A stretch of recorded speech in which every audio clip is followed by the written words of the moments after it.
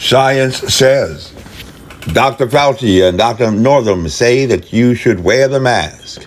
But in 2010, the National Institute for Occupational Safety and Health actually thought about the possibility of a pandemic and tested various substitutes for medical grade protection.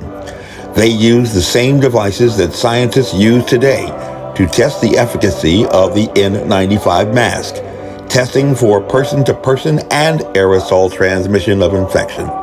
And they concluded that the results obtained in the study show that common fabric materials may provide only marginal protection against nanoparticles, including those in the size ranges of virus-containing particles in exhaled breath. If your car fails to pass the inspection, the answer is not to simply change the test.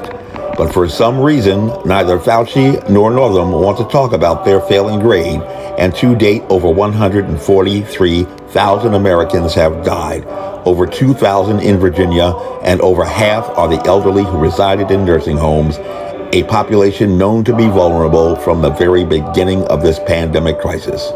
It's not nice to fool with Mother Nature.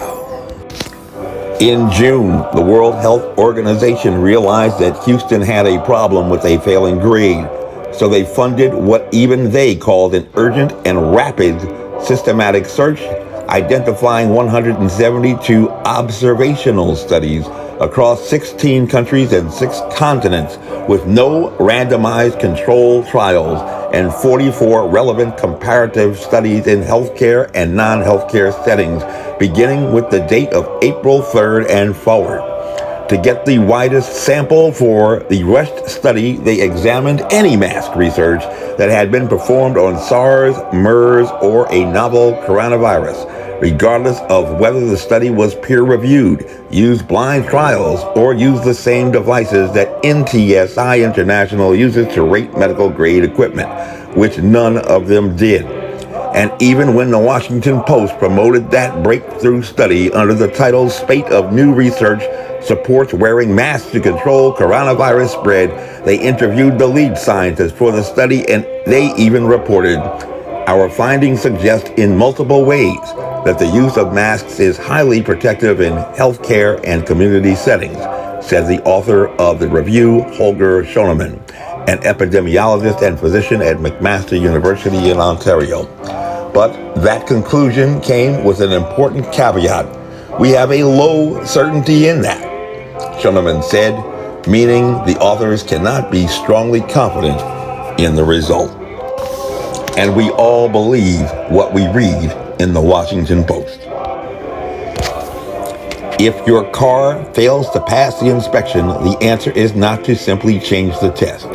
But for some reason, neither Fauci nor Northam want to talk about their failing grade, and to date, over 143,000 Americans have died, over 2,000 in Virginia, and over half are the elderly who resided in nursing homes, a population known to be vulnerable from the very beginning of this pandemic crisis.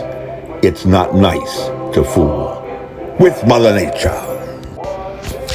Drs. Fauci and Northam have argued that facial masks can serve to remind people of the dangers of the pandemic and provide them with feelings of efficacy by encouraging others to aid in collective effort to address the morally unacceptable laws.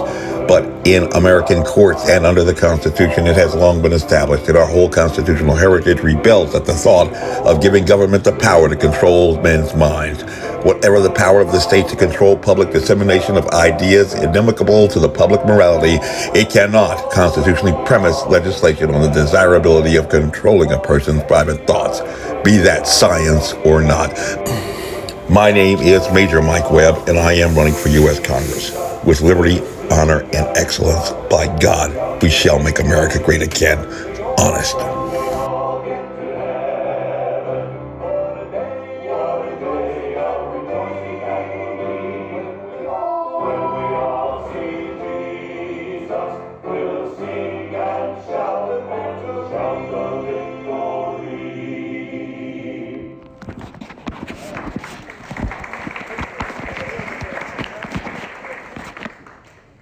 This advertisement was authorized by Mike Webb.